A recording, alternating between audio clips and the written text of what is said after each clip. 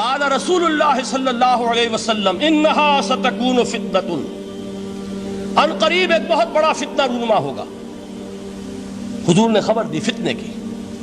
حضرت علی فرماتے اس پر میں نے عرض کیا، قلت، میں نے عرض کیا مل مخرج منہا یا رسول اللہ، اے اللہ کے رسول اس سے نکلنے کا راستہ کون سا ہوگا؟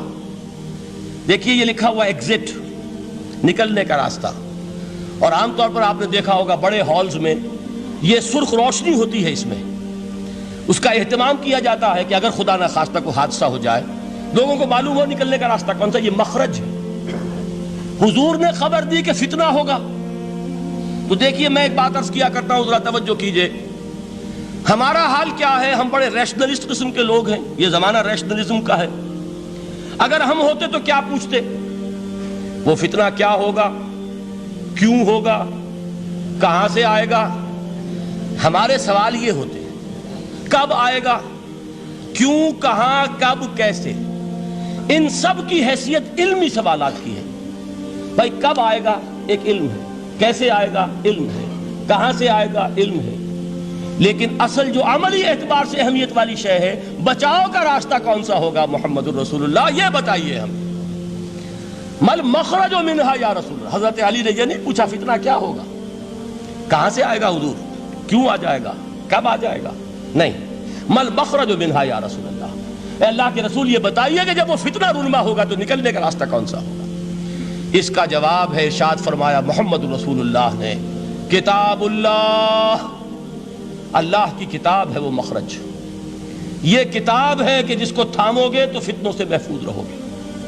اس کے بعد آپ فرماتے ہیں فیہ نبأ ما قبلکم وخبر ما بعدکم وحکم ما بینکم، اس میں تم سے پہلوں کی بھی خبریں موجود ہیں، عاد اور سمود اور قوم نوح اور قوم ہود اور قوم لوط اور قوم صالح اور آل فرعون، یہ کون ہے؟ من قبلکم، تم سے پہلے، وفیہ خبر ما بعدکم، جو کچھ تمہارے بعد ہونے والا ہے اس کی خبریں بھی موجود ہیں، لیکن وہ کیسے ہوں گی؟ وہ بٹوین دی لائنز ہوں گی، وہ بین السطور ہوں گی۔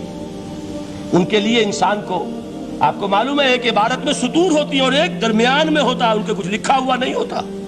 You have to read between the lines۔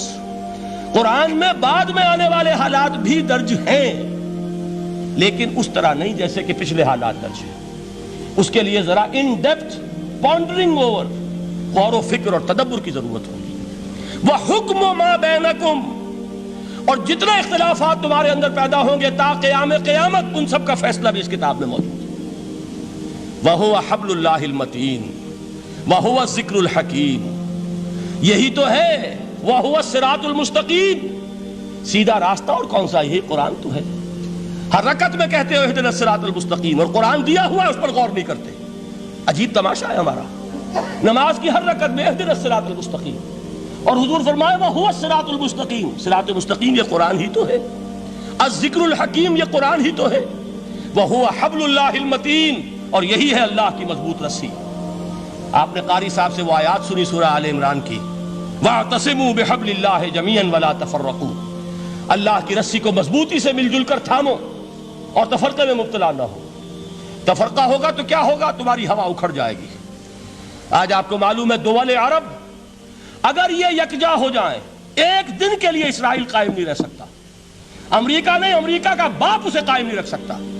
اگر امت عرب ہی جمع ہو جائے، عالم اسلام تو بڑی شے ہے، جو وسائل ان کے پاس ہیں، جو اللہ تعالیٰ نے ان کو نعمتیں عطا فرمائی ہیں، لیکن افتراق، انتشار، اختلاف، جتھے بندی، گروہ بندی، دھڑے بندی، اس نے اسرائیل کا خنجر ان کے سینے میں پیوست کیا ہوا ہے۔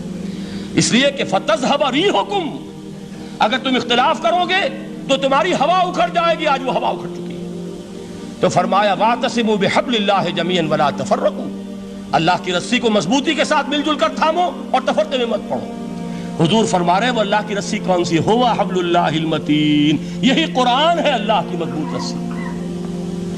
علامہ اقبال نے کیا خوب کہا ہے، علامہ اقبال نے قرآن اور حدیث کے حقائق کو جس طریقے سے اشعار کا جامع پہنایا ہے، وہ تو خود کہتے ہیں گوہر دریائے قرآن سفتام، میں نے قرآن مجید کے دریا سے موتی نکال کر اپنے اشعار کے اندر میں نے چن دیے ہیں، میرا کام اور کچھ نہیں ہے۔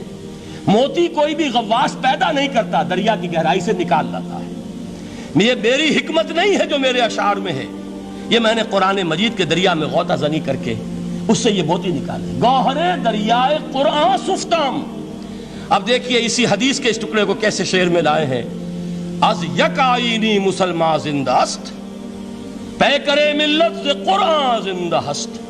مسلمان کی زندگی تو ایک آئین کے بدولت ہے، یہ آئین قرآن، جو کہا تھا کبھی قائد اعظم مرحوم نے جب پوچھا گیا تھا کہ آپ کے پاکستان کا دستور کیا ہوگا، کیا فرمایا تھا یاد کیجئے کہ ہمیں کسی نئے دستور کی ضرورت نہیں، ہمارا دستور 1400 برس پہلے طے ہو چکا ہے۔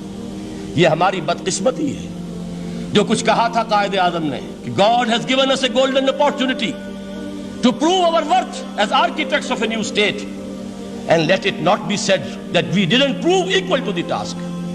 میں معذرت کے ساتھ عرض کروں گا حضرت کہ واقعہ یہ ہے کہ ہم اس کے equal to the task ثابت نہیں ہوئے۔ قائد اعظم کا دیا ہوا پاکستان آج دنیا میں موجود نہیں ہے، اس کا ایک حصہ اپنے نام سے دستبردار ہو کر بنگلہ دیش بن چکا ہے، اس نے اپنی تاریخ کو خیر بات کہہ دیا ہے، حالانکہ مسلم لیگ کی جنم بھومی ڈھاکہ ہے، 1906 میں ڈھاکہ میں مسلم لیگ نے جنم لیا تھا، اور اگر وہ صرف ہم سے علیحدہ ہوتا یا گہرا صدمہ ہوتا، لیکن یہ کہ اس نے جب نام بدلا ہے در حقیقت اس نے اپنے تاریخ سے اپنے پس منظر سے استعفیٰ دیا، یہ ہمارا دوہرا ہمارے لیے صدمے کی بات ہے۔ کیا 2 یمن موجود نہیں ہے؟ ان میں سے کوئی ایک بھی اپنا نام چھوڑنے کو تیار ہوگا؟ کیا 2 جرمنی دنیا میں موجود نہیں ہے؟ کوئی ایک بھی ان میں سے اپنا نام چھوڑے گا؟ کیا 2 کوریا نہیں ہیں، 2 ویتنام نہیں ہیں؟ تو کیا 2 پاکستان نہیں ہو سکتے تھے؟ ہو سکتے تھے۔ میں یہ کہا کرتا ہوں کہ یہ گہرا صدمہ ہے علیحدگی، اور دوہرا صدمہ ہے، اور اس سے کہیں زیادہ بڑا کہ انہوں نے اپنا نام بدل لیا، اپنی آئیڈینٹی چینج کر دی، انہوں نے وہ نام اپنے ماتھے سے اتار کر خلیج بنگال کے اندر دبو دیا۔ یہ بہت بڑی سزا ہے جو ہمیں ملی ہے۔ کیوں ملی ہے؟ کہ ہم نے 25 برس تک اس قائد جس کو کہا تھا کہ وہ ہمارا آئین ہے، اس کو آئین نہیں بنایا۔ ہم نے دنیا کے سامنے جھولیاں پساری، ہم نے طرح طرح کے نظاموں کو آزمایا، لیکن اس قرآن کی طرف پیش قدمی نہیں کی۔ اللہ تعالیٰ ڈھیل دیتا ہے لیکن سزا بھی بہت سخت ہوتی ہے۔ ان بطش ربک لشدید، وہ ہم پر کوڑا برسا ہے۔ تاریخ انسانی کی عظیم ترین شکستوں میں سے ایک شکست ہے کہ جو ہمارے ماتھے پر کلنک کے ٹیکے کی طرح موجود ہے۔ اللہ کرے کہ آئندہ یہ تاریخ اپنے آپ کو نہ دہرائے، لیکن میں عرض کر دیتا ہوں آپ سے، جو ہمارے لچھن ہیں، جو ہمارا طرز عمل ہے، جو ہمارے لیل و نہار ہیں، جو ہمارا انداز ہے، اللہ کے دین کا استہزاء اور تمسخر، جس طرح اللہ کے ساتھ مذاق ہم کر رہے ہیں، اس کا شاید اس سے بھی کہیں زیادہ برا نتیجہ نکلے۔ اللہ مجھے اور آپ کو اور ارض مقدس پاکستان کو اس انجام سے بچائے، لیکن اس کے لیے کام کرنا ہوگا۔ صرف کہنے سے بات نہیں بنے گی، کمر کسنی ہوگی، ہمت جو ہے پھر انسان کو اثر نو، ایک نئی تعمیر، ایک عزم، ایک ہاتھ میں قرآن اور ایک میں تلوار لے کر یہ امت پھر دوبارہ میدان میں آئے۔ بہرحال عرض یہ کرنا تھا، اقبال کہتا ہے از یک آئینی مسلمان زندہ است، پیکرے ملت سے قرآن زندہ ہست، ماں ہما خاک و دل آگاہ اوست، اعتصامش کن کہ حبل اللہ اوست۔ تامو اس کو مضبوطی کے ساتھ، حبل اللہ یہی قرآن ہے۔ یہ یک آئینی اور پیکر قرآن کی زندگی، پیکر ملت کی زندگی جو ہے اس قرآن کی بدولت ہے۔ تو حضور نے کیا فرمایا؟ فتنے سے بچنے کا راستہ کون سا ہے؟ کتاب اللہ فیہ نبأ ما قبلکم وخبر ما بعدکم وحکم ما بینکم وہو الصراط المستقیم وہو حبل اللہ المتین وہو الذکر الحکیم۔ ایک 3 جملے اور سن لیجئے۔ هو الذی لا یشبع منہ العلماء ولا یخلق عن کثرت الرد۔ یہ قرآن وہ شے ہے جس سے اہل علم کبھی سیر نہ ہو سکیں گے۔ ولا تنقضی عجائبہ، اس کے عجائب کبھی ختم نہیں ہوں گے۔ یہ ہیروں کی وہ کان نہیں ہے کہ جو کبھی خالی ہو جائے کہ سارے ہیرے نکل چکے، اب مزید ہیرے نہیں ہیں، نہیں، علم اور حکمت کے ہیرے اور ہدایت اور حکمت کے موتی اس میں سے ابد الآباد تک نکلتے رہیں گے۔ ضرورت صرف کھودنے کی ہے۔ میں نے وہ لفظ استعمال کیا تھا، آج کا قرآن کھودنا ہوگا، آج کی ہدایت اس قرآن سے نکالنی ہوگی۔ قرآن جب نازل ہوا آن دی سرفیس، بالکل ظاہر وہ تھی اس کی ہدایت جو اس دور کے لیے ضروری تھی۔ ہمیشہ کی ہدایت اس کے اندر رکھ دی گئی ہے، اس میں مضمر ہے، اس میں چھپی ہوئی ہے، اس کے لیے تدبر کی ضرورت ہے۔ کتاب انزلناہ الیک مبارک لِيَدَّبَّرُوا آیَاتِهِ وَلِيَتَذَكَّرَ أُولُو الْأَلْبَابِ، لوگ تدبر کریں، اس کی گہرائیوں کے اندر غوطہ زنی کریں۔ لا تنقضی عجائبہ، اس کے عجائب کبھی ختم نہیں ہوں گے۔ ولا یشبع منہ العلماء، اہل علم کبھی اس سے سیر نہیں ہوں گے۔ آپ کو سخت بھوک لگی ہوتی ہے اور کھانا کھانے کے تھوڑی دیر کے بعد اب آپ کا ہاتھ رک جاتا ہے، سیر ہو گئے، بہترین کھانا ہے لیکن نہیں کھا سکتے۔ اگر عام حالات میں وہ آتا تو کبھی نہ چھوڑتے، لیکن اب وہ آپ کا میزبان کہہ رہا کچھ اور لیجیے، تناول فرمائیے ذرا، یہ دے بھائی نہیں میں اب بھر چکا، یہ آپ کہتے ہیں کہ نہیں؟ حضور فرمایا یہ قرآن وہ شے نہیں ہے جس سے اہل علم کبھی سیر ہو سکے، ان کی پیاس بڑھتی چلی جائے گی، ان کے اندر quest of knowledge, search for wisdom بڑھتی چلی جائے گی۔ کبھی بھی انسان یہ محسوس نہیں کرے گا کہ مجھے جو لینا تھا میں لے چکا، بلکہ یہ کہ جیسے جیسے قدم آگے بڑھیں گے تہذیب کے، تمدن کے، علم کے، اتنے ہی قرآن جو ہے وہ آگے بڑھتا چلا جائے گا ہر دور کی رہنمائی کے لیے۔ لا تنقضی عجائبہ ولا یخلق عن کثرت الرد، بار بار کے پڑھنے سے اس پر بوسیدگی طاری نہیں ہوگی۔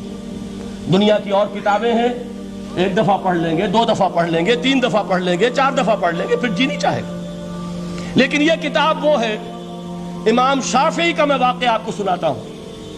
وہ یہ کہتے ہیں کہ ایک مرتبہ میرے ذہن میں یہ سوال آ گیا کہ اجماع کے لیے بھی قرآن مجید میں کوئی سند ہے، دلیل ہے؟ سب مانتے ہیں کہ اجماع جو ہے سورس ہے قرآن کے اسلامی قانون کی، جس پر کہ امت کا اجماع ہو جائے۔ تو کہتے ہیں میں نے 300 مرتبہ قرآن پڑھا اول سے آخر تک، صرف اس دلیل کی تلاش میں۔ 300 مرتبہ مجھے نہیں ملی، 301ویں مرتبہ جب پڑھ رہا تھا مجھے روشنی مل گئی۔ وہ یبتغی غیر سبیل المومنین کے جو الفاظ آئے ہیں، نولہ ما تولی ونصلہ جہنم، جو کوئی شخص مسلمانوں کے راستے کو چھوڑ کر کوئی اور راستہ اختیار کرے گا ہم اسے اسی کے حوالے کر دیں گے اور جہنم میں پہنچا دیں گے۔ معلوم ہوا مسلمانوں کا جس پر اجماع ہو جائے اس کو بھی ایک سند حاصل ہے۔